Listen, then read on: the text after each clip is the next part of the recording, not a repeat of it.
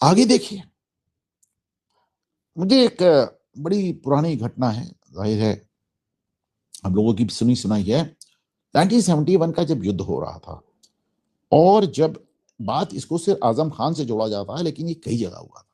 जब Indian army border की तरफ जा रही थी, तो आजम खान ने उन पे पत्थर चलाए थे कि नहीं, ये तो हमारे भाइयों से लड़ने जा रही है, मुसलमानों से लड़ने जा रही है। और वो पत्थरबाजी देश में कई हिस्सों में हुई थी, कई हिस्सों में हुई थी। आज देखिए उसकी पुनरावृत्ति नजर आ रही है। आपको मालूम है कि जो हमारा जो चिकन नेक है, सिलीगुड़ी कॉरिडोर, तो उसको फोर्टिफाई करने के लिए हमने 3 बड़े आर्मी गैरिसन बनाने हैं। एक असम में, एक बंगाल में, और एक बिहार में। तो असम और बंगाल तो चलिए जो है सो है। अच्छा, बंगाल में आप सोचिए, बंगाल में अभी चीफ जस्टिस ने ममता बनर्जी से कहा कि तुम भारत और बांग्लादेश के बीच में जो बॉर्डर की फेंसिंग होनी, यानी जो बाड़ लगनी है, जो कांटेदार तार लगने हैं, उसके लिए जमीन नहीं दे रही हो। पैसे लेके बैठी हो, फिर भी नहीं दे रही हो। और ममता बनर्जी आज भी, अभी भी नहीं दे रही। 1 हफ्ते का टाइम दिया था पिछली बार चीफ जस्टिस ने, अभी नहीं। वो बाढ़ नहीं लगने देंगी। आज हम सॉरी, मैं कभी कभी हाइपर हो जाता हूं इस मुद्दे पे। हमारी मुख्यमंत्री कह रही है कि हम पड़ोसी देश से आने वाले घुसपैठियों को रोकने के लिए कांटेदार तार की जो बाढ़ लगा रही है बीएसएफ, उसको नहीं लगाने देंगे। Just imagine. और ये तब जब 11 साल से केंद्र में मोदी सरकार, ये तब जब ममता बनर्जी का चुनाव इतना डामाडोल है, तब ये, मतलब आप सोचिए, ये गुंडागर्दी की लिमिट है। उसी तरह मैंने आपको बताया कि 3 आर्मी गैरिसन आ रहे हैं, एक बंगाल में, एक असम में, और एक बिहार में। तो बिहार में किशनगंज, आप जानते हैं कि ये जो जो इलाका है, ये टोटल मुस्लिम बाहुल्य है।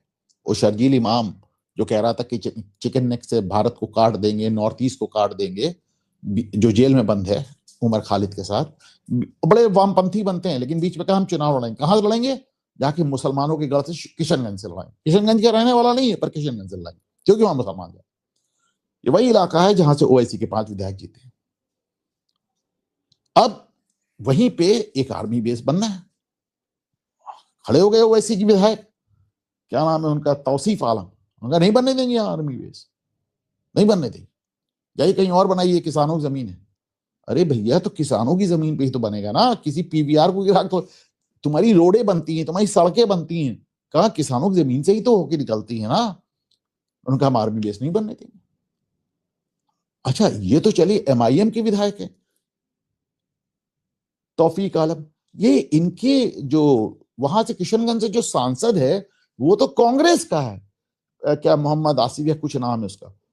वो सब पार्लियामेंट में भिड़ गया जाके कि नहीं बनने देंगे। मतलब सोचे, विधायक हो, सांसद हो, एमआईएम हो, कांग्रेस हो, ये आर्मी का बेस नहीं बनने देंगे। क्यों नहीं बनने देंगे? क्योंकि फिर चिकन नेक ताकतवर हो जाएगा। और चिकन नेक तो हमारे शर्जील भाई ने कहा है कि काटेंगे। जब शर्जील मियाँ कह चुके हैं काटेंगे, तो तौसीफ भाई और मोहम्मद भाई, ये फिर ये कैसे वहां पर आर्मी बेस बनने देंगे? Just imagine. मैं आपको एक बात आऊं, अतीक अहमद अब तो है नहीं।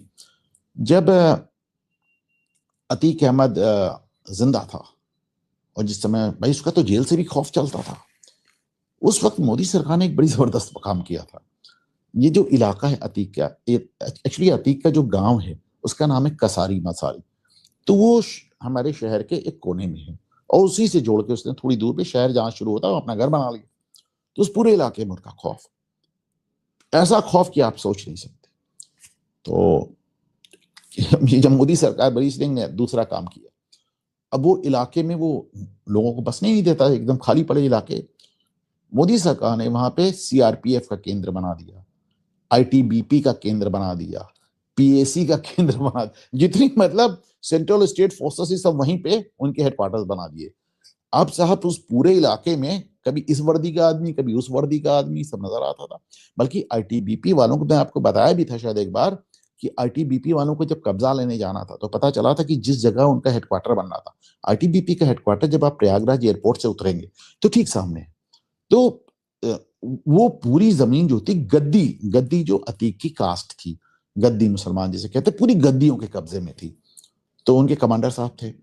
तो हमने कहा आप कैसे कब्जा लेंगे, वो तो पूरी गद्दियों के कंट्रोल है, मैंने अपनी आंख से देखी। बोले, अनुपम जी आप चलिए मैं आपको दिखाता हूँ। And he was very confident. मुझे उनका कॉन्फिडेंस आज भी याद आता है, नाम नहीं ले रहा उनका। बहरहाल, तो हम दोनों गए वहां पे, और गया तो देखा पूरे खेतों में वो गद्दी हाथ में बंदूक पिस्तौल और भाला पाला सब ले खड़े हुए थे, हम नहीं देंगे अपनी जमीन। तो हमने कमांडर साहब से कहा देखिए, तो कमांडर साहब उधर देख भी नहीं रहे थे, वो दूसरी तरफ देख रहे थे। मैं कहा देखिए, तो बोले मैं क्यों देखूं, मुझसे क्या मतलब, मेरी जमीन है, मैं लो। पीछे से थोड़े में एक के बाद एक आईटीबीपी के ट्रक आके रुके, और उससे जवान AK-47 लेके खट खट खट खट उतरने लगे। तो वो जो जवानों को उतरने का जो दृश्य था, मैं बड़ा मेस्मराइज होकर इसको देखने, बड़ा सुंदर दृश्य था, मैं देखने लगा, देखता रहा। जब उतरे और एकदम एक पंक्ति में खड़े हो गए, तो जब मैंने उनको देख लिया तो मैंने कहा जरा देखें कि वो जो लोग कह रहे थे नहीं कब्जा होने देंगे, उनका रिएक्शन क्या है। और जब मैंने पलट के देखा, मुझे कोई नजर ही नहीं आया, नॉट 1%, सब गायब हो गए। ऐसे ही है, किशनगंज से भी गायब हो जाएंगे। आर्मी का बेस बनना है, बन जाएगा। लेकिन जैसे योगी ने मुझे अभी याद पड़ता, ATS, एंटी टेरर स्क्वाड, उसका हेडक्वार्टर जो बनाया देवबंद बनाया, जहां पे ये दारुल उलूम का मदरसा है। तो एक ये भी स्ट्रैटेजी रही है सरकार की कि जैसे ऐसे इलाके हैं वहां पे सेंट्रल और स्टेट फोर्सेस के क्वार्टर्स, हेडक्वार्टर्स बना दो।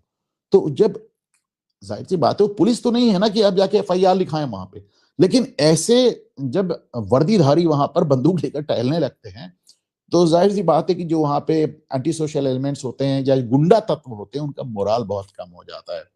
बहरहाल, ये MIM के विधायक हो या कांग्रेस के सांसद, जो होना है वो तो हो ही जाएगा, लेकिन नियत नजर आ गई।